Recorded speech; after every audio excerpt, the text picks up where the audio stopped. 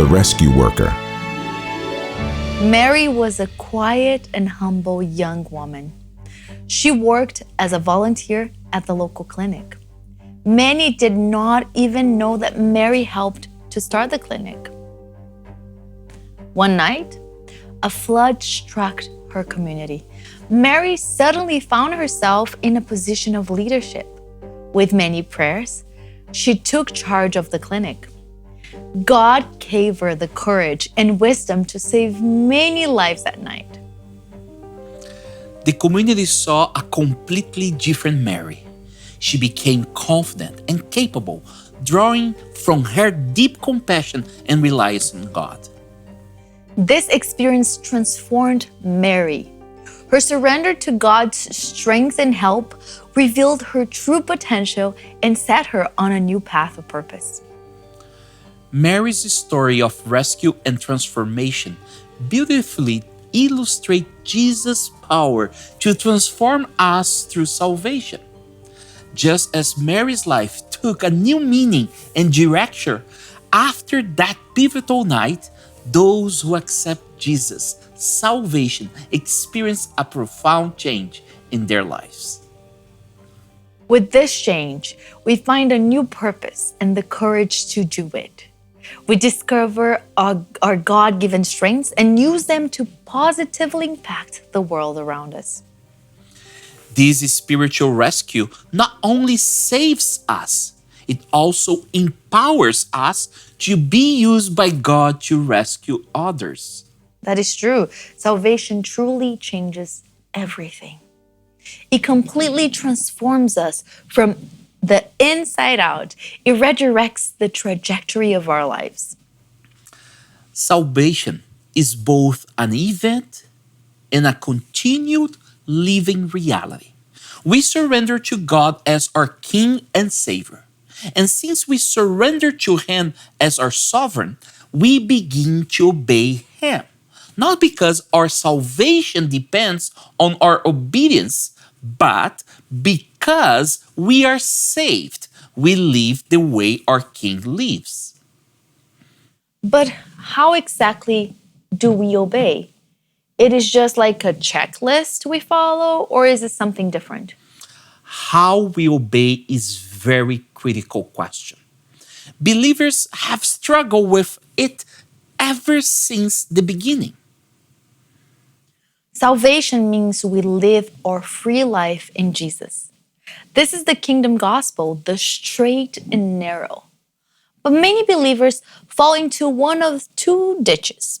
One ditch we'll call legalism, the other we'll call gracism. Legalism boils salvation down to a checklist of right behaviors. A familiar example of this is the Pharisees in Jesus' day. But I'm sure each of us can think of times we have personally witnessed this form of salvation. Probably some of us have fallen into it at some point. I think it's fair to say that legalism focuses almost exclusively on outward show, forgetting what's in the heart. That's right, Rebecca. Good point. Legalism is obedience without grace and through surrender. Legalism forgets that no one is righteous, not even one, and that Jesus is our righteousness. There is nothing we can do to earn salvation. It is given freely and graciously. Gracism, on the other hand, tends to downplay our need to obey. It is grace without true surrender and obedience. Bonhoeffer called it cheap grace. The result is people who give lip service to their king. They follow what seems right to them in the moment. They don't acknowledge the higher standard that governs their lives. The danger of gracism is people who claim Jesus yet do not proclaim Him in their lives. They present their kingdom gospel as watered down. They treat it like it is a la carte. You can pick and choose which parts suit you and no worry about the rest. It will all be fine because Jesus paid it all. We have described these two ditches as pretty clear cut, black and white. Well, let's be honest, they can be more subtle than that. For sure, Rebecca, it's not easy sometimes to understand that. The best way to know that you are steering clear often is to steer straight on the kingdom gospel road.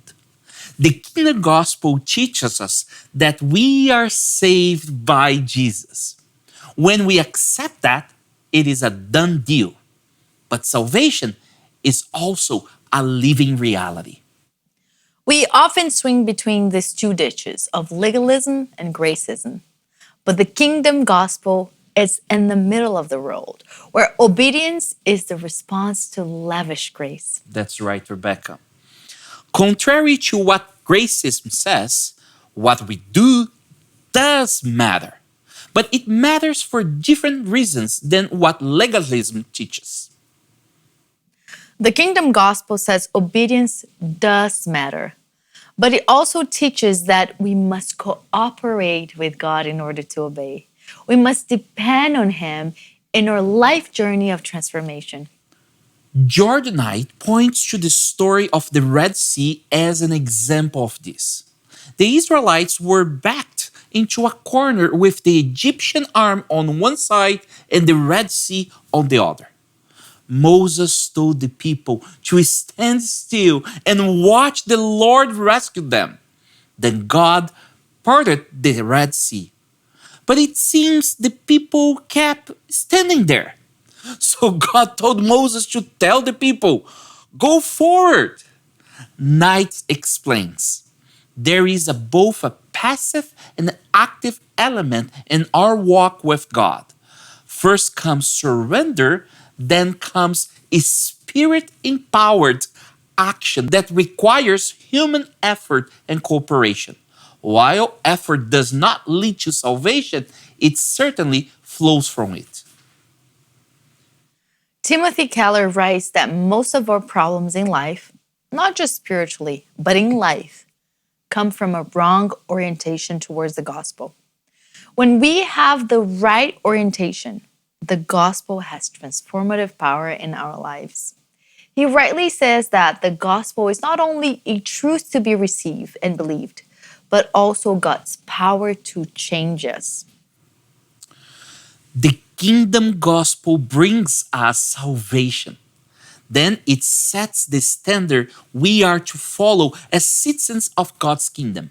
And then it empowers us to obey the kingdom standard by transforming us from the inside out.